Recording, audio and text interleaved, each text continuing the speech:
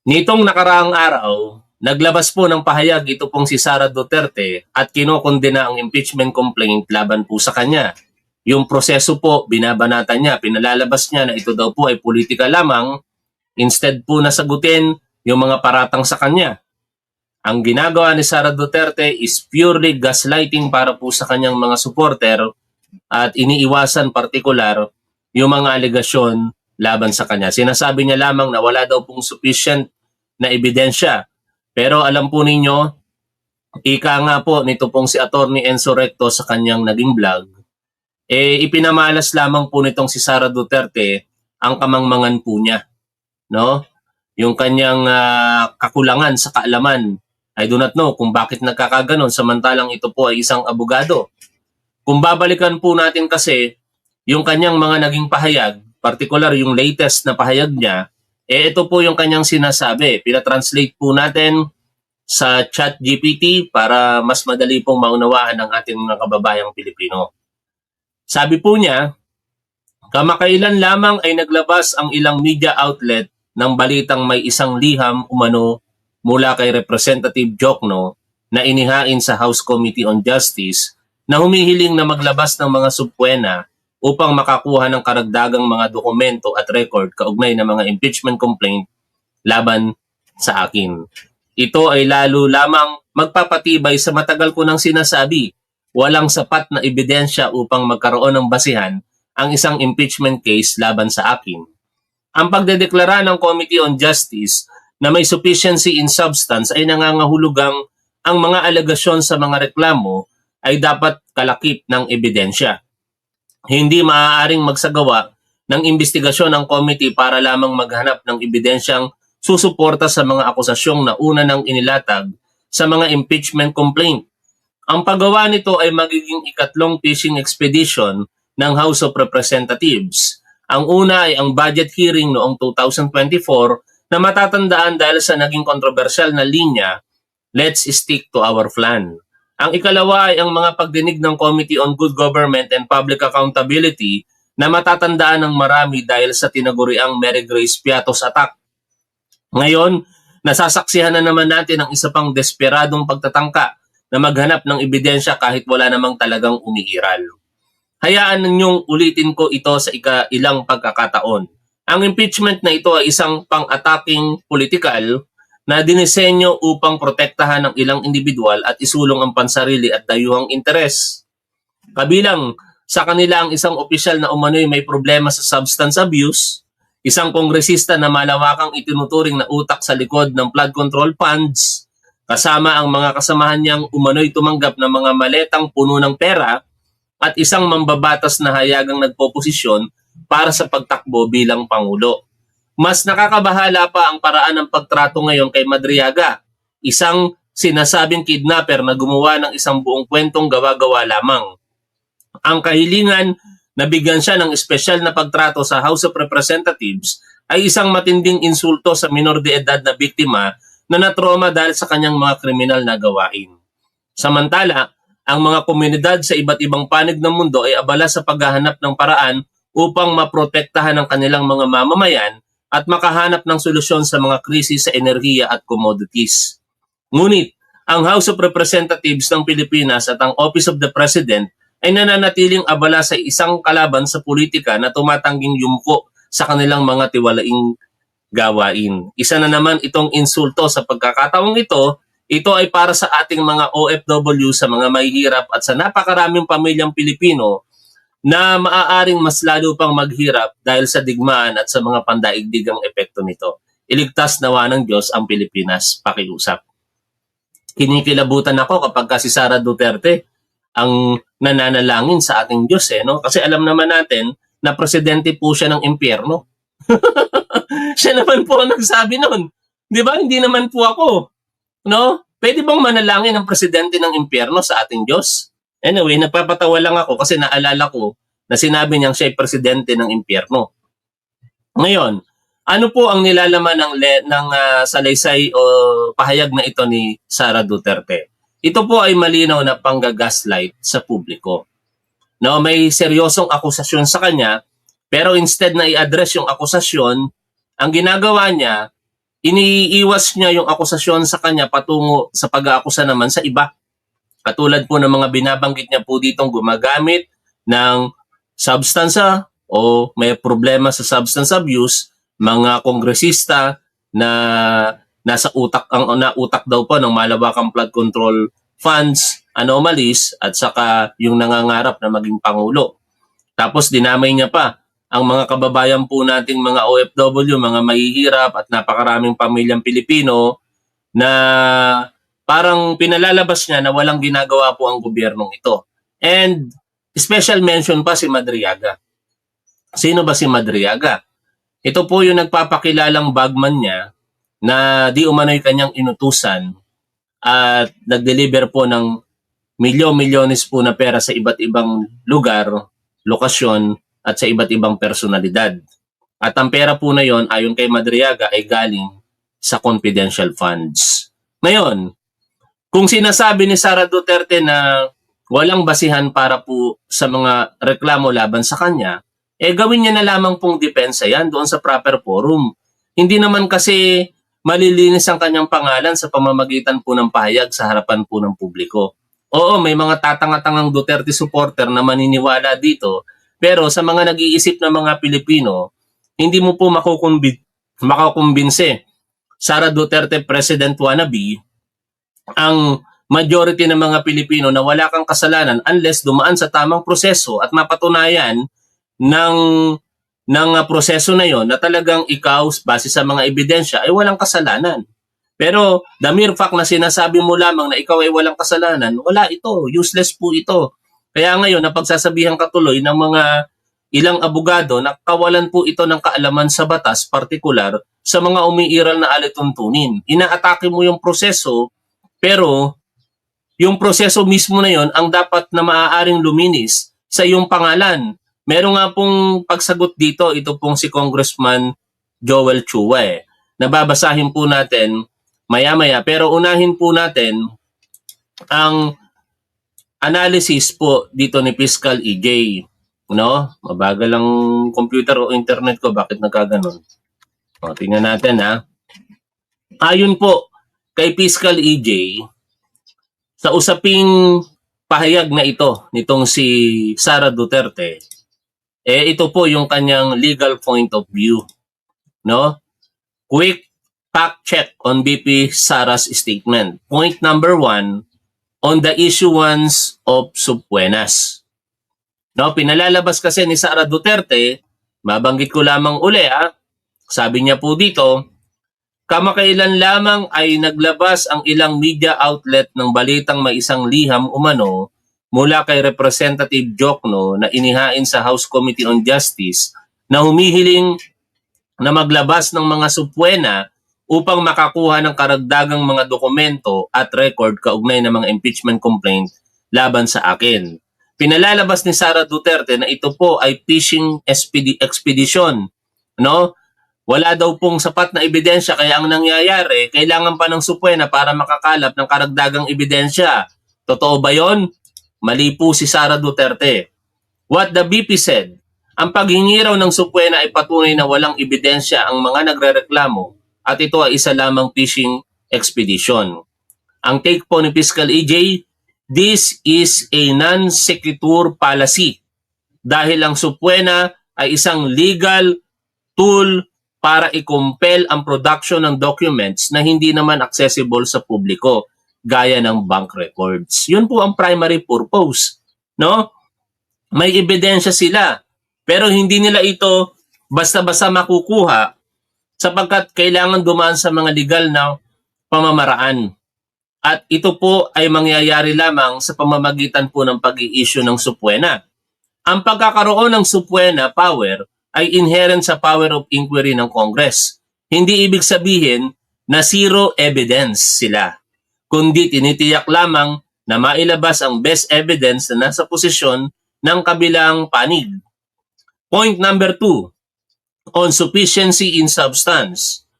What the BP said, she argues that if the complaint is sufficient in substance, it should already be supported by evidence. Nakakalimutan yata ni Sara Duterte na ang determinasyon ng sufficiency in substance ay magkaiba sa determinasyon ng sufficiency in ground. Sapat na po sa sufficiency in substance na meron pong allegations of crime or offense committed, or in this case, yung impeachable offense.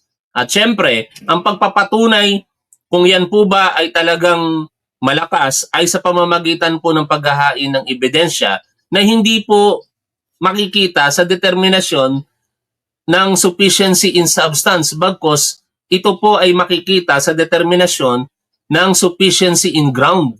Ayan po yung susunod na proseso after po nung napanood natin nung March 3 at March 4, kaugnay ng determination of sufficiency in substance. Tuloy ko po ang sinasabi dito ni Fiscal EJ. The only question that needs to be answered in determining sufficiency in substance is this. Assuming the allegations are true, do they constitute an impeachable offense? Yung mga ginawa mo ba ay impeachable offense? Yun lamang. Hindi pa kinakailangan magpakita ng ebidensya doon sa proseso na yon na pinagdaanan. Again, ang determination ng sufficiency in substance, katulad po ng napakaraming mga napanood na po natin pagpaliwanag, para lamang malaman kung ang ginawa mo ba ay isang impeachable offense. At bumoto po rito ang 54 na kongresista against doon po sa bastos na kongresista na nag-iisa lamang na si Congressman Bong Suntay. Ituloy ko po ang binabasa natin dito. Sufficiency in substance simply means pwede nang ituloy ang kaso. Hindi pa ito judgment kung totoo o hindi ang mga allegations. Ang ebidensya ay doon pa lang ipapakita, pagdedebatihan at itimbangin sa mga susunod na committee hearings at sa mismong impeachment trial. Yon yung susunod.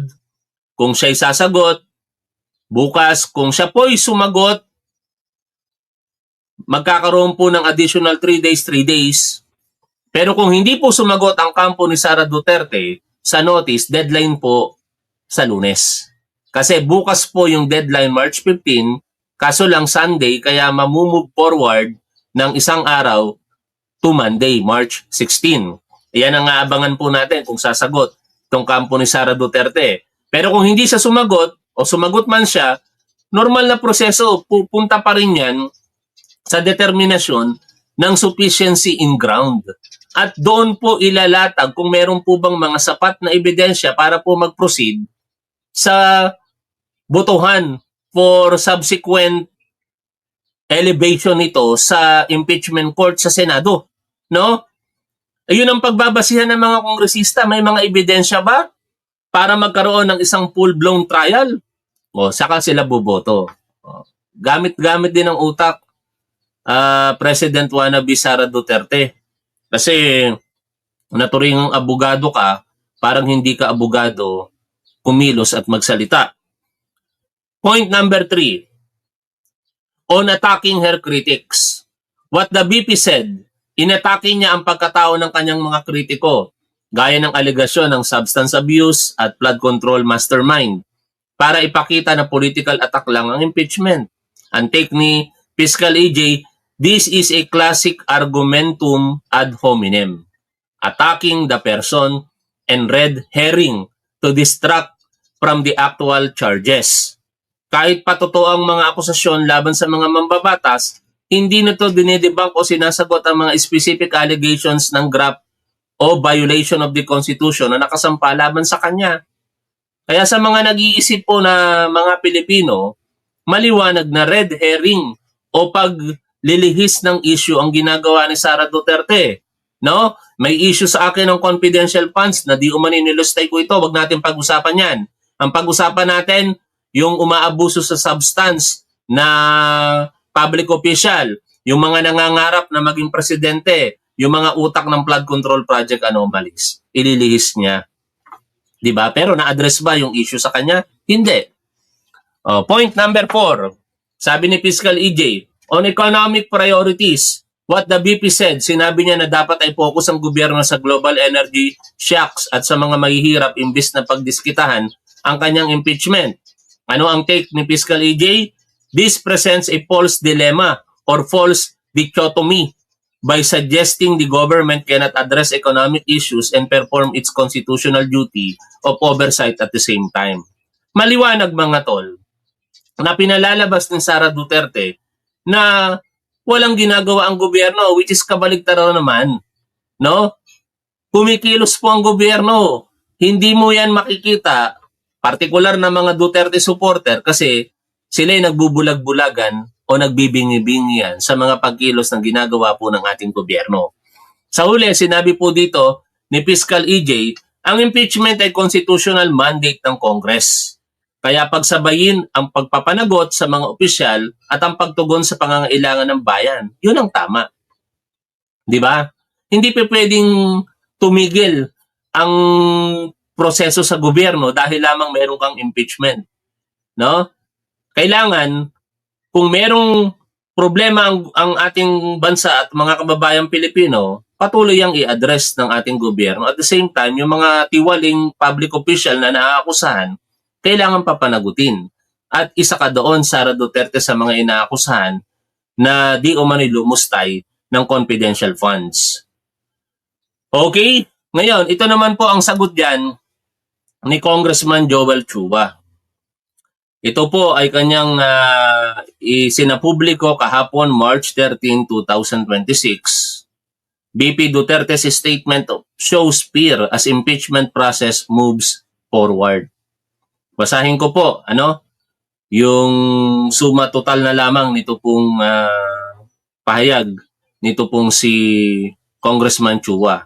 Sinabi ni Congressman Joel Chua na ang kamakailang pahayag ni Sara Duterte ay nagpapakita umano ng pangamba habang nagpapatuloy ang proseso ng impeachment laban sa kanya sa House of Representatives of the Philippines.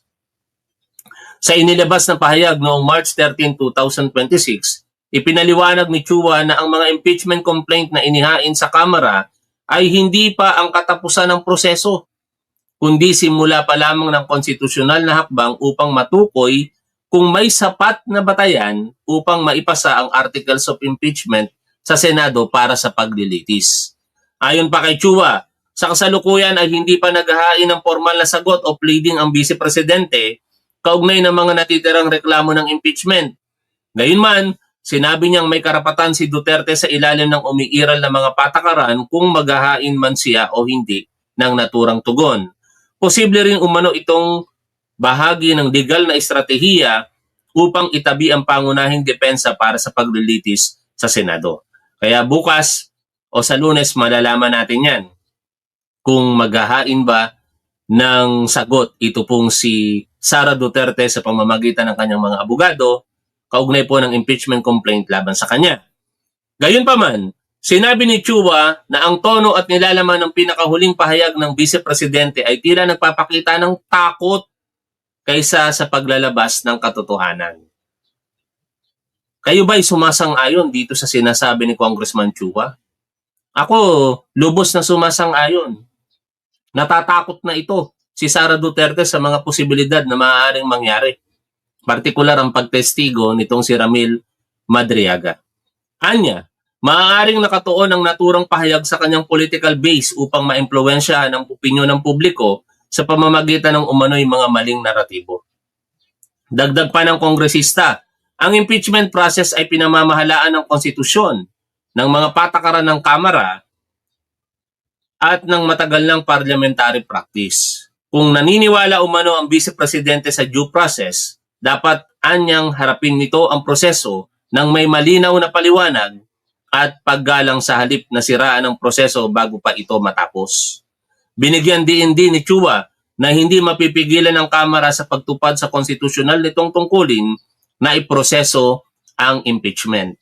Kaya whether you like it or not, Sara Duterte, President wannabe, kahit anong gawin mong red herring, gaslighting sa harapan ng publiko, yung impeachment complaint laban sa iyo ay magpapatuloy, hindi mo na ito mapipigilan. Ito nga si Ramil Madriaga, sa kabila ng mga pagbabanta ng mga supporter ni Sara Duterte ayon po sa kanyang abogado, sa katanungan nga pong ibinato dito nitong si Attorney Barry Gutierrez, malakas sa pagkapangulo si Sara Duterte. At sa 2028, malaki ang posibilidad na siya'y maging pangulo. Ano ngayon ang mangyayari? O ano po ang naging pahayag ng abogado ni Ramil Madriaga na si Atty. Raymond Palad? Panoorin, pakinggan po natin. Yan. Sorry Ito. You took on the legal task for a witness who shall testify against a potential presidential candidate in 2028. So, ano gagawin niyo pag natalo si Sara Duterte? Wala. Ganyan talaga nilabas niya ang affidavit na yan, panindigan niya yan. So, kung mananalo yan, edi, andyan na yan. Kaya nga sabi niya, magtitistigo siya, no matter what, hindi niya babawiin to. Kasi yun din lagi tanong sa akin nung magtitistigo siya no matter what. Hindi niya babawiin ito. Kaya malamang sa malamang, nanginginig na itong si Sara Duterte sa mga sasabihin eventually nitong si Ramil Madriaga. Bukod pa doon, syempre, sa kanyang mga naging pahayag sa na isa publikong affidavit niya noong November 29, 2025. Nung mga lawyers na involved dun sa impeachment, desidido ba siyang magtistigo? Desidido raw. Kasi baka mamaya biglang makarinig kayo ng statement ko na ayaw na niya. Sabi niya, tutuloy daw Tutuloy. Si Ramil Madriaga. Ngayon, balikan po natin ang kabuuan po ng interview na ito kasi hindi natin natapos po ito kahapon o nung isang araw. Dito ikukwento ni Atty. Raymond Palad base sa mga katanungan nitong si Atty. Trixie Cruz Angeles, isang DDS, yung mga kaalaman personal na ginawa at nalalaman nitong si Ramil Madriaga kaugnay po ng kanyang relasyon sa mga Duterte at ng kanyang di umano'y pagiging bagman o tagapagdala ng pera ng mga confidential funds na ipinagkatiwala sa Office of the Vice President at Department of Education nung panahon na sekretary pa lamang o sekretary pa ng DepEd itong si Sara Duterte. How is your client? I understand there was a death threat. Actually, it's not only a threat. Nagkaroon ng physical confrontation. Last visit ko sa kanya kahapon lang. So, he described to me what really happened. So, ano nangyari? Well, sabi niya is that merong mga control gates dyan So, sa selda nila, sa Delta 5 and 6, merong control gate. Bago siya lumabas ng control gate, nakikita niya kung sino yung nasa dulo ng corridor. So, pag-open niya ng gate, biglang may lumitaw na lalaki na nanggaling doon sa isang bodega. Kaya na-shock siya kasi walang tao sa corridor. And then, nung kinumpronta siya, parang tinutulak-tulak daw siya, pinupoke siya ng parang away. Isang pang lang yan pataas. So, bagong transfer yan sa Annex 2 from Pasay. And according to Ramil, ang kaso nga lang nito is violence against women. Doon pa napunta sa Annex 2. Normally kasi ang Annex 2 reserved to sa mga high-profile cases Kakaiba, di ba? Violence against women yung kaso, bago pa lang. Baka pati nga yung kaso, gawa-gawa lang.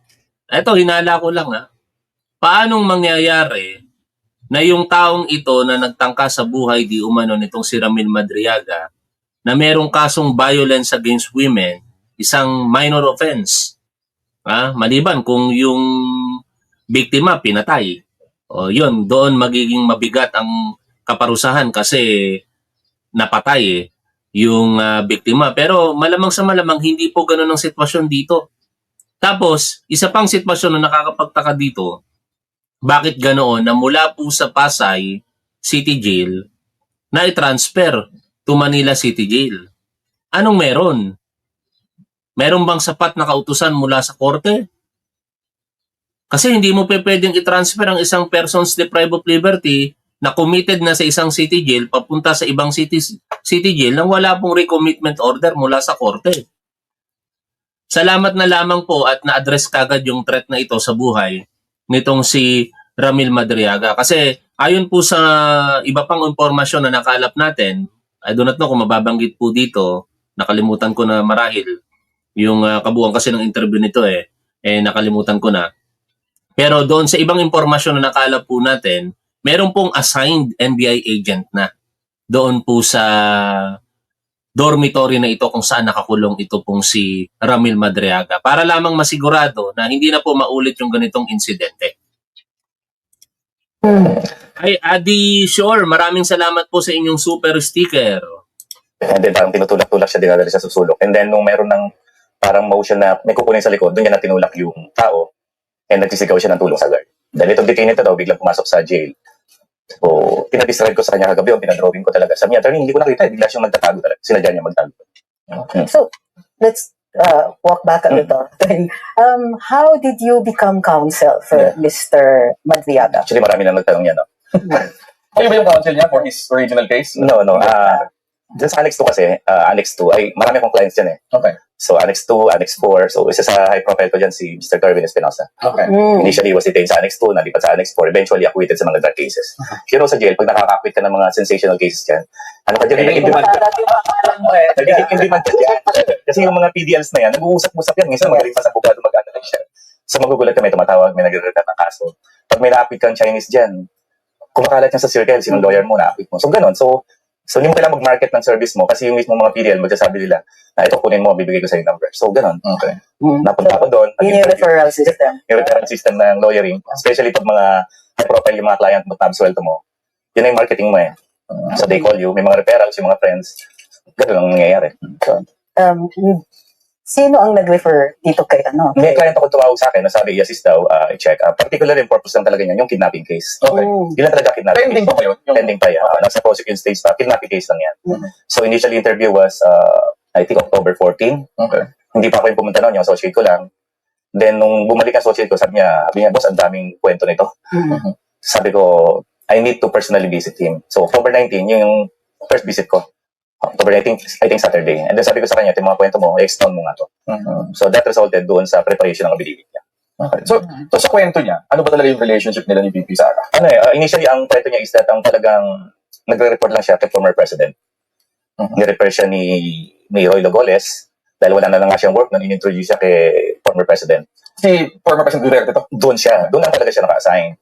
So parang Intel works, political works, etc. Ultimately, noong 2018, ipinakilala na siya kay VP Sara. So, hindi siya employed sa government. Alam mo yung parang on-call ka kung saan ka i-assign, saan ka ipatawag. Wala sa payola ng gobyerno. Hindi siya government employee. Pag sinabi sa kanya ni Duterte na magpunta ka dyan sa PSG, ito gawin mo, magpunta ka dyan sa ganyan, gagawin niya. So, parang on-call na aide, Intel officer, parang sabi mo ng personal alalay aide, Intel operator. Yun ang it. Okay, and then he was referred to... He was referred to VP Sara noong 2018 by the president, by the former president. And then doon na nagsimula yung pag-perform ng iba't ibang support group for the candidacy ni VP Sara initially as for president. So for 2022 na to, preparation for 2022? Yes, 2018 siya introduced, and then for intelligence gathering, politics, counterintelligence, and then noong 2019, nautusan na siya na bumuo ng support group. So binuo nga nila yung ISIP. Ang definition ng ISIP is Inday Sara. ang sa pag-usap namin ni Ramil, talagang sabi niya, Inday Sara is my president yan. Pero sa SEC, Initiative for Social Justice, Innovation and Progress, Pilipinas. So hindi mo makikita sa SEC yung Inday Sara is my president. Wala talaga. So siya ang convener nun. Siya nagbuo niyan. And then ang funding daw, pag-recruit ng mga members, provided by VP Sara. Bakit siya naging sobrang trusted? Ano ang ebidensya ng isip? Alam niyo, makikita po natin yan sa mga post ni Pebbles Talakere. Kasi before, makikita doon sa Facebook page nitong si Ramil Madriaga na unfortunately ngayon deactivated na o baka dinilit na. Pero kung babalikan po natin at kakailanganin, nasa isang live streaming po natin yon at na-screen record natin isa-isa. No, during live streaming kasi inisa-isa natin yun ni-reactionan natin. Pero ilan po sa mga nasa Facebook page ngayon, ito pong si Pebbles Talakera na meron talagang isip Pilipinas at dito makikita na talagang si Ramil Madriaga ang national convener at isa sa mga utak talaga pinuno ng nabanggit po na grupo ay ito pong mga photograph na naka-upload sa Facebook page nitong si Pebbles Talakera. Katulad po nito, makikita nyo po rito na si Ramil Madriaga special na nakatabi para po kay Sara Duterte kasama po ng iba pong miyembro ng grupo po nila. At dito, sa photograph na ito, siguro naman kung hindi po kilala ni Sara Duterte si Ramil Madriaga, how come na magkakaroon ng pag-uusap ang apat na personalidad kasama si Ramil Madriaga, Sara Duterte, Harry Roque at Jinggoy Estrada. Panahon po ito ng halalan, pangangampanya. Di ba? Tapos, sa napakarami pang mga pagkakataon, katulad po nito, naka-Zoom meeting sila iba't ibang personalidad mula sa iba't ibang lugar sa Pilipinas, sa taas, sa pagitan ng nasa taas kabilang gilid, si Sara Duterte at saka si Ramil Madriaga. Kung papansinin po ninyo, yung mga pangalan po ng mga nasa Zoom, natatangi si Ramil Madriaga na merong pong Isip Pilipinas. Kasi the rest, mga lugar po sa Pilipinas like Isip Laguna, Isip Bulacan, Isip di ko mabata, Makati, Isip at sa iba't iba pang mga lugar, Zamboanga, o iba't iba pong mga lugar yan. Pero natatangi na iisa lamang ang nakalagay na Pilipinas at yon kay Ramil Madriaga. In short mga tol, siya yung pinaka-pinuno ng grupo po na ito. Na kung babalikan po natin yung kanyang affidavit noong November 29, 2025, nakalagay po doon na siya po noong 2019 ay inatasan ni Sara Duterte na bumuo ng isang grupo na susuporta sa kandidatura ni Sara Duterte sa pagkapresidente sa 2022. Pero alam naman po natin nangyari, hindi po yun natuloy sapagkat siya po ay bumaba, kumandidato na lamang sa pagka-mayor and eventually nagbago ang isip. Ewan ko kung talagang nagbago ang isip o talagang parte ng kanilang plano yon para sa tinatawag na Gloria Macapagal 2.0, kaya tumakbo po siya sa pagka-vice presidente. Meaning, kapag siya po ay naging vice presidente after 2 years, aagawin ang posisyon kay Pangulong Bongbong Marcos at katulad ng nangyari kay Gloria Macapagal Arroyo, makakapanungkulan ng kulang-kulang 10 taon sapagkat hindi magiging balakid yung una niyang panunungkulan bilang Pangulo dahil eligible pa rin siya for election sa 2028. Kaso lang mukhang hindi sila nagtagumpay, no? Dahil hanggang sa ngayon, kahit anong gawin nilang destabilisasyon sa gobyerno ng ating Pangulong Bongbong Marcos, hindi po sila nagtatagumpay.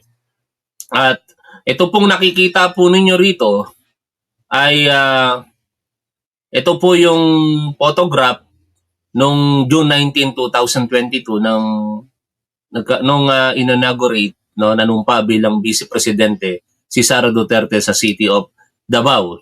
Kasama rin po sa ilang pang mga impormasyon o ebidensya na ipinakita dito ni Pebbles Salakera ay ito pong mismong video call sa pagitan ni Ramil Madriaga at saka ni Sara Duterte. No? Pati po yung mga pinagkakatiwalaan ni Sara Duterte na kanyang spokesperson na si Attorney Raymond Monsayak, no? Ay meron po itong award na ibinigay mula po sa Isip Pilipinas at ito po nga tinanggap po ito ni Attorney Raymond Monsayak mula po sa grupong Isip Pilipinas sa pamumuno nito pong si Ramil Madriaga. Kaya mahirap pong pabulaanan na wala pong relasyon o hindi po nila kilala si Ramil Madriaga.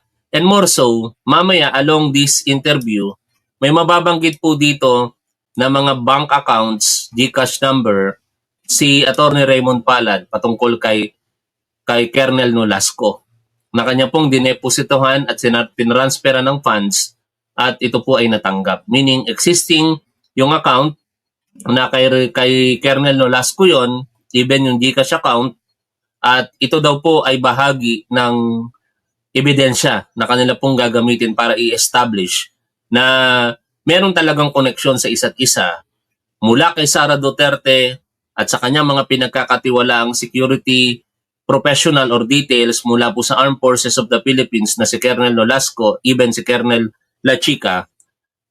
At sila nga po talaga ay mayroong ugnayan, opisyal na ugnayan sa pagitan po nitong si Ramil Madriaga. I should say illegal, no? Na ugnayan kasi hindi po opisyal eh. Ang pagdadala po ng confidential funds at ang pag-misappropriate po dito ay unlawful. Kaya balik po tayo dito sa interview kay Attorney Raymond Palad. So soon, parang medyo Hindi ko alam, oo. Kasi nga, recommended siya ni Roy Locones daw. And then, nag-work kay Presidente up to the point na nakakarating na siya mismo hanggang sa bahay ni former President. Doon, Sa Davao, Yes, sa Davao. In fact, sabi niya, may mga meetings noon sa Davao involving politicians. Nandun siya sa kusina, nandun si former President, nandun yung ibang politician. Ganun siya kalapit doon sa family hanggang sa loob ng bahay ni former President nakakarating siya. Siyempre, ang magiging tanong dyan, ano yung ebidensya para sa pagpapanta? Kasi so far, yung mga statements na yan. Yes, of course, yung statement to, lagi natin hinahanap yung resibo, no? Siyempre. Although before naman, alam natin, wala pang cellphone. We can always prove the crime, di ba? Yung testimonial evidence. Anong year itong nakilala niya si PRD? I think 2018 si VP Sara niya na then mayor. Pero Oh, mga tol, bago tayo magkalimutan ha, like po muna tayo sapagkat malaki po ang maitutulong niyan sa ating programa. No, like po sana. Tingnan niya natin kung naka-like po kayo. Oh, kasi meron lamang po tayong 500 plus na manonood, 530 dito po sa ating Top 1 Live. Tapos 270 lang. Ibig sabihin, may 200 ang nanonood sa ating DDS. No, kasi ang mga hindi nagla-like kay Top 1, mga DDS lang eh. Naniniwala ako na kung hindi po kayo DDS, dapat nagla-like po kayo. Salamat po sa mga nagla-like ha. around 2016, nung ma-introduce siya kay PRRD. Then, Presidente na siya. then 2018, sa kanya lang nakilala si then Davao City Mayor Sara Duterte. Nakakapasok siya sa Malacanang. Ang sabi niya, madalas siya sa Davao. Malacanang, hindi ko na talagang eksakto, no? Pero sa Davao, madalas siya. Hanggang sa bahay ni PRRD, sa PSG, and other government offices. Okay. Pero 2018 onwards, kay Mayor Sara. Yes, doon nasimula yung 2020 na buo yung Easy Pilipinas. Kasama doon yung mga classmates, mga former classmates nila sa San Sebastian College of Law. Binigyan ninyo mismo ito eh. Ano yung mga resibo dito? Meron ba ito mga text message, yung mga photos pa doon? Meron na kami mga nakuha text messages between Madriaga and Colonel Nolasco. Who is Colonel Nolasco? Colonel Nolasco isa to sa mga security officer na naging estudyante ito ni Ramil Madriaga doon sa PSG. Yung mga text messages na yan, ilan po dyan, ito pong nakapost din sa Facebook page nitong si Pebbles Talakera. No, kasi alam niyo mga tol, si Pebbles Talakera kasi meron po itong ugnayan kay Ramil Madriaga. Oh, I'm sorry, hindi po yung tamang term ugnayan. Meron po silang komunikasyon, no? Ni Ramil Madriaga. From time to time bumibisita po si Pebbles Talakera sa kulungan at inaalaw po ito ni Ramil Madriaga. At isa po sa mga sinasabing text messages ay ito po, screenshot to. Yan o. December 31, 2022 po ito. Happy New Year, sir. Lieutenant Colonel Dennis Nolasco, Attorney Miriam Nolasco, and Denise Isabel Nolasco. No? Happy 2023, Colonel Dennis and Attorney Miriam. Dumaan ako, PSG kanina. Yan. Ganun ba, sir? Sa Port Boni po ako nakatira na, sir. Okay. Nakuha ko na yung ORCR ng Aerox. Thank you, sir. Kailan po kayo available? O, kumusta po, sir? Yan po, ano? Sabi po dito, resibo na magkakilala si Nolasco at Caramil. Nolasco, alam kong mahal mo si Caramil Madriaga at sobrang nag-aalala siya sa iyo. Attorney Panelo, assignment ko na to sa iyo ha. Paano mo ipapaliwanag na walang koneksyon si Nolasco kay Caramil? O ayan, super close sila. Bibigyan ko sila ng mga assignments, sabi ni Pebbles Talakera. Balik po tayo dito sa interview. And then, isa rito sa mga security officer. So, naka-retrieve na kami ng mga text messages na as early as 2022, 23, nag-uusap yan.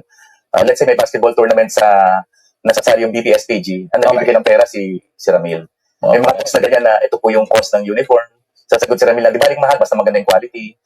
Akin yung bank account mo, akin yung Gcash mo. Pag nakita tayo, bibigyan ko kayo ng sapatos. Ganun pa, yung kakasual yung usapan nila, basketball, politics, everything. Hanggang sa nung binabasa ko yung mga text messages noong 2023, 2024, 2022, 2023, andun ang usapin ng mga confidential funds sa usapan. So, mga 3 days ago lang namin yung nakuha yung text messages na yon na talagang nag-uusap si Nolasco and si Madriaga. So, hindi may tatanggi na magkakilala yung dalawa. You said that kailan lang ninyo nakuha yung mga text Yes, messages? itong week. How did you get them? Through sa pamilya ni Ramil, na access nila, na-save nila yung mga screenshot ng usapan sa Messenger. A screenshot? Actually, nung i-handle ko yung case ni Ramil October, na-open ko pa yung Facebook niya public siya Okay. Na-screenshot ko yung mga pictures na kasama si VP Sara, si Colonel Nolasco, yung mga rides nila, yung Easy Pilipinas. After siguro mga 1 to 2 weeks, hindi na namin open. Buti na i-save yung mga conversation ni Colonel Nolasco and ni Ramil Madriaga. Yung phone niya na ginagamit niya for this, nasaan? Nasa custody po siya ng PNP as a result ng arrest ng kidnapping. Custody is with the PNP Anti-Kidnapping Group. So, why would there be screenshots of his conversations? nandrop yung si Ramil sigurista rin. Nagsisave siya ng mga photos, ng mga screenshots. So, itong mga 3 days ago, pinorward na sa akin. Buti na lang, ginawa ni Ramil Madriaga yun. Ano? Siguro naiisip ni Ramil Madriaga, mali itong ginagawa namin. Baka sa huli, magkaroon ng bulilyaso. At least, kung kakailanganin, meron akong ebidensyang maipapakita kung ilalaglag nila ako. No? Ng kamag-anak, yung mga text messages. So, ang ginawa ko, para ma-validate ko yung usapan nila. Kasi, when Ramil asked for the bank account sa Gcash, pinorward naman ni Colonel Nolasco. So what I did last week, nag-deposit ako doon sa land bank. Pumasok. Yes, pumasok. 1,000 pesos. So may utang sa akin. Siya terminal ko. Talaga naman 1,000. Maliit na din. Nagyan naman. So, Nasa pangalan niya. yes, nag-deposit ako sa land bank. Colonel Nolasco. 1,000. Pumasok. I charge pa nga 100 kasi other branch daw Tapos, nag-deposit ako sa Gcash, 10 pesos lang. Pumasok din, yung initial niya, di ba? Kasi hindi naman complete yun, di ba? Tapos, Yung first letter. Tapos yung dulo, di ba? Nolasco. So, positive. So, ibig sabihin, talagang At hindi lamang po yan salita ni Atty. Raymond Palad. Meron na pong lumabas, kumakalat ngayon sa internet na ebidensya kaugnay po niyan. At ito po yun. No? Marami na pong nag-re-upload po nito, pero isa po dito itong Truth Seeker page. Text, bank transfers, and confidential funds. New details emerge in the Madriaga issue. Ito po yun, no? I-send ko po mamaya yung estimate sa account po. Okay. Yan, land bank. Tapos, ito po yung combo. No? Tapos, ito po yung land bank na sinampulan. Dito pong si Atty. Raymond Palad. Kung existing ba talaga. Nag-deposit po siya ng 1,000 pesos. No? Sayang naman yung 1,000 pesos ninyo. Saka nag-send po siya ng 10 pesos. Ibig sabihin, natanggap, kaya existing talaga yung account na ito kay Colonel Dennis Nolasco. No? Tuloy po tayo sa pakikinig po. binigay niya yung bank account niya kay Ramil. So, ako, to validate, nag-deposit ako, pumasok na. Dito lang yan, last week lang. Do the text messages that you have screenshots of indicate a knowledge or personal relationship with VP Sara? Yes, kasi merong isang usapan doon na parang si Ramil was telling Colonel Nolasco na mag-isip na kayo kasi meron ng tumistigo sa Quadcom, kumanta na si Gina Acosta, si Fajarda, itinuturo na yung mga security officers ang tumanggap ng confidential fund. Di ba during the Quadcom hearing, there was this testimony, sinasabi nung ni Gina Acosta na binigay yung pera sa security officer and then sila na yung nag-distribute sa mga tawag dito, sa mga intelligence officers, sa mga safe houses. So, nag-uusap sila ng gano'n na kung gusto mo, Colonel, ako na lang ang ituro mo na sa akin mo binigay ang pera. Kasi gusto ko pang maging general ka, bata ka pa. Something like that yung pag-uusap nila. Total, kakasuhan din naman ako, di pasok na lang sa akin yung problem. So, sila mag-uusap na mag-isip-isip ka kasi baka mamaya kayo ang makulong. Kanya-kanyang ligtasan na yan dahil may mga kumanta na sa Quadcom. So, as early as Quadcom na yon, nagkakaroon sila ng pag-uusap. So what was the motivation of Mr. Madriaga to offer his testimony? Ang purpose niya talaga initially when I met him was for assistance sa kanyang kidnapping case. Sabi nga niya. Kasi talagang ang feeling niya is that pinersonal siya ni former spokesperson Atty. Harry Roque. He started helping yung mga farmers sa Maribeles, Bataan because of issue ng land grabbing. I think around 470 hectares. Nagulat yung mga farmers sa Bataan na nawala yung mga titulo nila. Nagulat sila, sinisemento na yung mga farm nila for development daw ng ibang tao. Mga around kailan to? I think mga 2022. Okay. Then he helped these farmers to the point na itong mga farmers dinadala ni Ramil kay VP Sara. Humingi sila ng tulong. Na tulungan itong mga farmers na to na sabi nga niya nalaland grab. Meron time na yung mga farmers dila niya sa Office of the Vice President pero hindi sila nakapanek. And then he texted the VP kung saan niya pwedeng dalhin yung mga farmers. And according to Ramil, nag-text si Sara, dali mo tomorrow sa ganitong address ko. Kasi maraming residents address si VP Sara. And then sa pag-meeting na yun, may mga nakausap na kami farmers na talagang dinala sila ni Ramil doon sa isang condominium. Kung kausap nila mismo. Hindi sila hinarap. So Mayamanin, daming residence address. nakikita lang nila si Ramil sa si VP, nag-uusap, tinuro lang yung mga farmers. Pero hindi sila hinarap dahil nga may meeting daw. So ganun ka-close si Ramil na kaya niyang puntahan si VP Sara kung saan located. Kung saan siya ng ganitong oras na yun.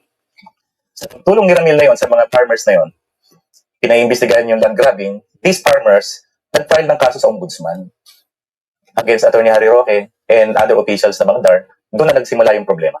Hmm. Kasi, siguro nagalit si Atty. Harry Roque. And then, what happened with the kidnapping is that initially, isa lang yung accused sa kidnapping, si Rosendo Madriaga.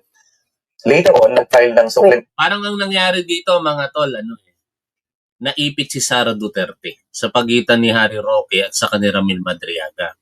Tapos kinakailangan pumili ni Sara Duterte sa kanilang dalawa. Baka mas maraming alam si Harry Roque, kaya ang pinili ni Sara Duterte si Harry Roque. At nang mangyari ngayon, ikinasama marahil ng loob nitong si Ramil Madriaga na sa lahat ng mga ginawa ko sa iyo, hindi mo man lang ako magawang tulungan. Kaya ito ngayon gumaganti. No? Personal motive ang nakikita ko rito, mga tol. Bukod doon sa eventually, syempre, total, bulilyaso na, sama-sama na tayo, para na rin sa bayan. Di ba? Ganun lang po yan. At kung sa tingin naman ni Sara Duterte, hindi totoo yan. Alam niyo madali lamang pong gigibain si Ramil Madriaga kung talagang sinungaling siya. Napakadali lang yan. Pero nagtataka ako, bakit kailangan pa na sa lahat ng mga nagsalita laban sa mga Duterte, kung ano-anong akusasyon ang ibinato sa kanila, natatanging si Ramil Madriaga ang sinampahan ng kasong perjury nitong si Sara Duterte. I do not know kung legal strategy lang ba yon, pero kung sinungaling si Madriaga, pabor na pabor kay Sara Duterte yon. Ngunit kung nagsasabi ng totoo si Ramil Madriaga, may kalalagyan po sila dyan dahil binibigyan po nila ng pagkakataon yung panig ni Ramil Madriaga na mailatag yung mga ebidensya sa kanyang mga sinasabi para lamang patunayan na wala pong pagsisinungaling sa kanyang mga sinabi sa kanyang affidavit noong November 29, 2025. Kaya disadvantageous yun para kay Sara Duterte. Kung nagsasabi naman ng totoo, on the other hand, ito pong si Ramil Madriaga. Who is Rosendo Madriaga? Pinsan to. Okay. Pinsan ni Ramil. Initially, yun lang ang accused sa kidnapping. After some time, nagkaroon ng supplemental affidavit yung victim, in-plead na sila Ramil Madriaga and others. Kaya, nagtagal ng 1 year yung PI, yung preliminary investigation, after some time, saka lang nagkaroon ng amended information. Kasama na siya. Kasama na siya. Pero na PI siya. Pakiayos mo yung tanong mo, smooth just with Rusty, kasi hindi ko maintindihan kung ano yung tinutukoy mo. Baka kasi magkamali ako ng sagot, mapasama pa tayo. Tama nung Rosendo. Hindi. Initially, Rosendo lang eh. So, Nagka-trial na yung Rosendo ng halos 1 year. tapos in-plead siya. Tapos nagkaroon ng supplemental affidavit. Tapos in-plead siya. And then, nagkaroon ng amended information. Hindi siya nagkaroon ng investigation para... Hindi, nag-participate sila doon sa PI eh. Okay. Nabot ng isang taon yun. Then later on, nagkaroon ng amended information. So, sa PI, witness siya. Sa PI, respondent na siya. Kasi nagkaroon ng supplemental affidavit yung complainant na nakita daw niya si Ramil, nag-glance daw niya nung natanggal yung takip sa mata. Because of that, nagkaroon ng amended Ay, information. yung victim yung nag-testify na kasama si Ramil Yes, Madriaga. and when he learned that, sabi niya, he went to the court to surrender.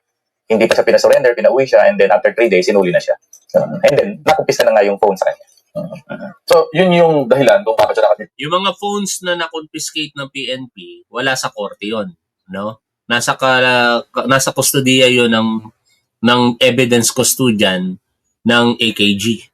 No? At yun ang inaalala ngayon ng kampo ni Madriaga na baka napakialamanan na.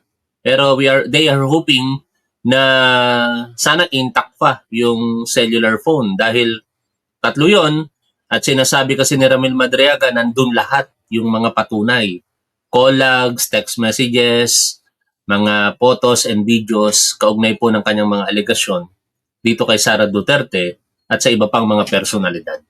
Detain ngayon. Yes, from 2023 pa siya nakadetain until now. Okay. So, hindi ito final judgment. Pending. Hindi pa. Pending pa yan. That's why Yeah, ang next hearing namin is itong March, I think next week. nagka-present na ba kayo ng evidence? Sa prosecution evidence pa. Okay. Ang usapan is one last hearing for prosecution evidence. I think this March 19 ata yung hearing namin. Bago mag-rest. Bago mag-rest. Okay. So, ano yung naisip niya? So, during this dependency of his trial, bakit naisip niya to come forward with this? Tinanong ko sa kanya yan, bakit ngayon lang? Sabi niya, attorney, matagal ako sumusulat. Meron ng mga pinadalang letter kay Senator Luis Ontiveros, iba pa mga government official, apparently hindi nabibigyan pansin. Mahilig siya magsulat kasi law graduate, underbar, di ba? English tayo pag sumulat. So sabi ko, i-interviewin kita, Huwag lang po i-validate yung mga kwento mo. Sayang kung nabigyan lang ng pansin ito, di baka mas maagang nabigyan ng... Pero hindi rin kasi magiging useless din ito mga tol. Talagang merong tamang pagkakataon sa mga bagay-bagay. Kasi kung naging bahagi ito ng impeachment laban kay Sara Duterte noong nakaraang taon, basura lang din dahil nga po sa technicality. Ang mahalaga, ngayon lumabas si Madriaga at natataranta na itong si Sara Duterte. Bakit ko sinasabing natataranta? Panay labas siya ng pahayag to the extent na siya po yung nagsampa ng kasong perjury dito kay Ramil Madriaga. Di ba? Dati-rati, hindi pinapansin ni Sara Duterte mga kritiko niya. Binabanatan niya lang, wala siyang aksyong legal. O ngayon, inaksyonan niya ng legal si Ramil Madriaga. Anong meron? O hanggang dito na lamang muna mga tol. Maraming salamat po sa patuloy po ninyong suporta sa ating programa, sa ating gobyerno, at sa ating mahal na Pangulong Bongbong Marcos. Lagi po nating tandaan kung ano po ang tama at dapat doon po tayo. Keep safe. See you always. Bye for now mga tol.